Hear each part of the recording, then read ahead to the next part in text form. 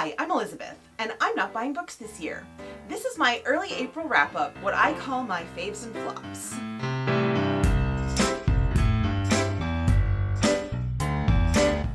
So if this is your first visit to my channel, the way I do my faves and flops is I go through everything that I read in the first 2 weeks of the month, or the second 2 weeks of the month, and give everything a thumbs up or a thumbs down, along with a little bitty teeny review to give you guys a sense of whether or not this is a book that I would recommend and think you might enjoy.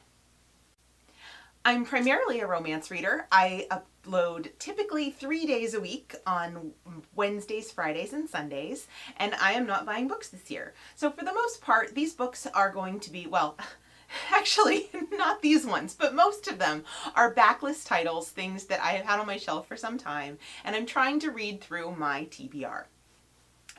Which I was not successful at this month, at least not in the first half. So let's get to what I read. The first book that I read was Adonis Line by Dakota Gray. I really enjoy Dakota Gray's writing, both as Melissa Blue and as Dakota Gray. Melissa Blue is her sort of more contemporary romance. Dakota Gray is on the more erotic side. And this book, Adonis Line, is the third book in the Filth series. Filth series. That's really hard to say. Anyway, the book, the premise of the book is it's a photographer who has entered a contest and needs to travel around California taking pictures of the outdoors. The hero is a personal trainer who also sort of moonlights as a hiking guide, and how he sort of helps her tackle this project. And then they tackle each other because it is an erotic romance. I think these books are always a little bit deceptive. On the surface, they look like, you know, sexy, sexy fun times, and they are. They definitely are. They always are, and this one is no exception. But as usual, there are some hidden depths to this one, a fact that I really enjoy. So if you don't like a little bit of angst, maybe I wouldn't recommend this one, but if you are like me and you are a little bit of an angst monkey, then I would definitely recommend this book. So Adonis Line, this is a fave. The next book that I read was Captive Desire by Robin Lovett. This is the second book in, I don't know if, I think it's going to be a trilogy, but so far there's 2 books out. The first one was Toxic Desire, and it is set on a planet that makes people horny. There's something about the chemicals in the atmosphere that just make people aroused. The first book were 2 sort of enemies who crash land together, and they kind of work out how to get through all of this together. This second book it is also a little bit of an enemies to lovers thing. This one was a little less successful for me. I think there were 2 reasons. First, the first reason was that I was just disappointed in who the couple was. There was a character in Toxic Desire who I think is probably going to be the hero in the 3rd book.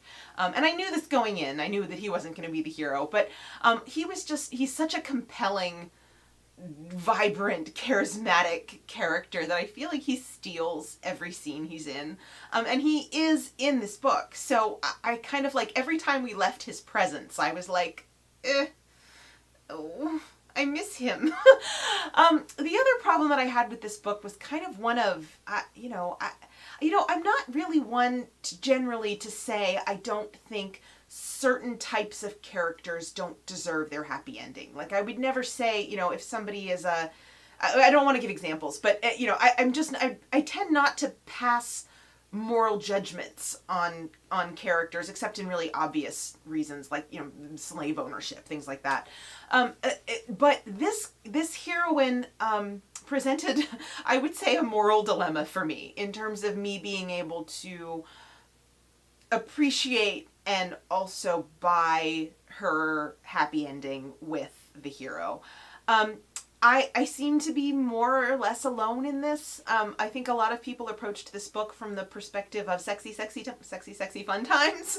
And it does have that, But unfortunately, the romance aspect of it didn't work as well for me. And the reason is a spoiler, and it's revealed fairly late in the book. Like, the extent of this thing is revealed fairly late in the book, so I don't want to go into too much detail. If you do want more information about that, though, because I do think it is kind of a squicky moral thing, ping me on Twitter. My hashtag is Elizabeth J. Lane. I would be happy to DM you spoilers if you are sensitive to moral dilemma type things in your erotic romance. So Captive Desire, unfortunately for me this time, was a flop. The next book that I finished was Evernight by Kristen Callahan. And actually I have the paperback right here. I was actually able to get this one from the library, which was great because I was in California. I just got back, which is why there hasn't been a video in a while. So I didn't actually have this specific copy with me, but this is the cover. I loved this book. The heroine is an inventor. She's been in the last couple of books. The hero is, let's just call him a vampire. I think if you're into vampires, you will enjoy him. Even though I think within the world building of the series, he's like technically a type of demon. I'm going to put this down because this is annoying. This is a little bit of an enemies to lovers. It's a little bit of a kind of bodyguard, protectee situation. I really found both characters equally compelling, and I really enjoyed the way this one played out. Definitely a fave for sure, like all of the Darkest London books have been for me. I really love this series. If you've been watching the last few wrap-ups that I've done, favorite flops that I've done, you will see or sometimes multiple Kristen Callahan books in each one, because I've been steadily working my way through this series, kind of a binge situation, and I love them, and I think everyone should read them. The next book that I finished was I San by Mary Ting. This is a dystopian YA sort of teenage assassin series. This is the first book. I gather the second book is coming out soon if it's not already out. Well, let's just say this one was a flop. This one didn't work for me, and I won't be going on with the series. I picked this up at a Polycon in paperback. I had high hopes because, gosh, teenage assassin, that sounds terrific. Unfortunately, it's kind of like, the world building seemed weirdly derivative to me. I will just say that it seems like kind of a Hunger Games, Divergent, Ender's Game kind of mashup. The world is really mysterious, which I think can work if you give enough hints to the reader that the characters don't know about. But I didn't feel like I got adequate hints to sort of draw me into the world. And then also the character's background is all extremely mysterious. I do get a sense that the author knows what those things are. In fact, we're given quite a bit of detail to a degree. I just think there wasn't enough sense for me of what was driving these characters. The heroine, it seems like a kind of chosen one type thing, only science, and anyway, there really wasn't enough detail for me to have been hooked by either the world or the characters. And of course, because it's the first book in I think, 2 or 3 books, I don't know how many books are going to be in the series, but it also doesn't have a happy ending, which I knew going in, which is fine. It doesn't have an unhappy ending either, it's just not finished. And there wasn't really anything about it that immediately compelled me to go and buy the next book. So, flop. The next book I finished was Red, White, and Royal Blue by Casey McQuiston. I cannot show the cover of this one, although I'm sure everyone knows what it looks like at this point. It's been one of the buzziest books of the spring. I will put it up here in case you haven't seen it. This is a new adult romance about the first son of the female president of the United States and the grandson, second in line to the throne. I just botched that completely. So he is the spare to the heir, but the heir is also one step removed from kingship. Anyway, the point is he's in the line of succession, but he's not going to be king necessarily. This is, as I said, new adult. which is which I knew going in. It's a royal romance, which I also knew going in. Neither one of these things are tremendously wonderful for me in terms of like tropes and subgenres. I don't typically enjoy new adult romance. There's just I do love angst and drama, I do, but not that kind of angst and drama. Not the oh my goodness, my future, what's gonna happen? I don't know what it is about that annoys me, but it's not where I am in my life anymore. And I think also in this case that stuff, as well as some like paparazzi nonsense, kind of got in the way for me of my own perfect enjoyment of this book. I think I would have preferred a little bit more detail in terms of how they were going to work out the international political structure of all of this, and what the implications were there. But you know, I mean, they're in their early 20s and neither one of them is like in charge, and neither one of them is probably gonna be in charge of their respective countries, so maybe that wasn't necessarily entirely relevant. What I will say, on the plus side, and why I would say I will put this one as a fave, because I think most people will really enjoy it. The banter, the dialogue, all of the writing really is absolutely phenomenal, particularly because I think this is a debut. It does not read like a debut. It's very good. And the secondary characters are all incredibly compelling, and I really hope that that McQuiston is continuing with them, because they're all, you know, great. The first son of the United States has a sister and sort of a best friend who are very, very fun. And then the other hero also has a best friend who's pretty great too. So I would be interested in reading more about them. I will also say that I do have some content warnings for this one. So, you know, skip forward 30 seconds if you don't want those. I would say that there is some public outing of a character, which was, you know, it is what it is. It happens, but it was not very comfortable for me.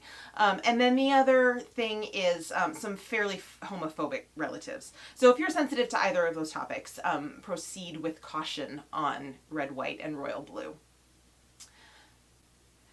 And the last book that I read this month, well, in the first 2 weeks of this month, was My So-Called Bollywood Life by Nisha Sharma. This book.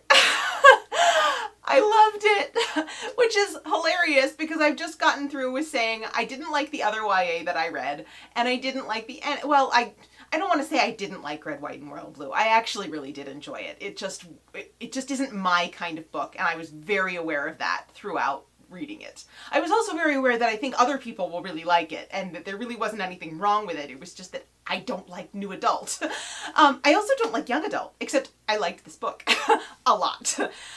It's incredibly romantic. It's 100% swoony feels. I don't even know what to tell you. Like, if you are a romance reader, even if you think you don't like young adult romance, it's adorable. I think it's also made slightly less uncomfortable because there is a little bit of kissing, but there isn't any sex. And that's kind of one of the things that like is the dividing line, I think, for me between really young characters and things that I enjoy. Because even though I think it's perfectly wonderful and great for those who are in that age group, because obviously 17-year-olds are having sex. I just don't want to read about it. And since these books aren't written for me, they're written for people who are that age, I don't want to quibble about that, but because that wasn't present in this one, it really made it easy for me to enjoy it wholeheartedly. The other thing was all of the Bollywood detail. The heroine in this book is completely obsessed with specifically old Bollywood movies. I mean, really any Bollywood movies, but really old Bollywood movies.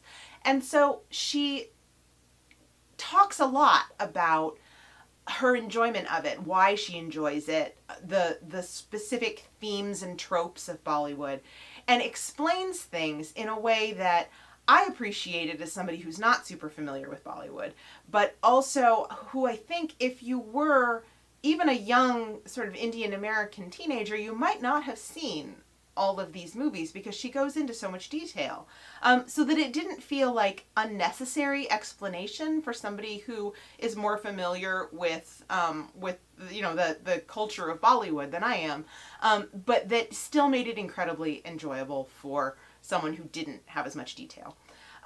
I will absolutely buy this one in paperback, and hopefully, if I end up going to Nationals, RWA Nationals in July, I can get it signed, because this is genuinely the first young adult romance I have loved like a young adult since I was a young adult. I thought this was phenomenal, and I would highly recommend it to anyone who loves romance.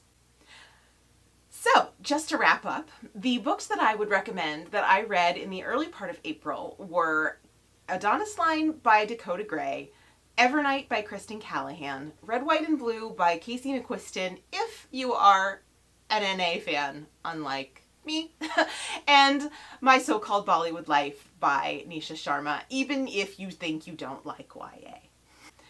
That's about it for today's video. If you haven't subscribed yet, please do so. Like, leave a comment, otherwise let me know that you enjoyed it. And have a great week. Doubt not, slay some words, and Lex has your back. Bye.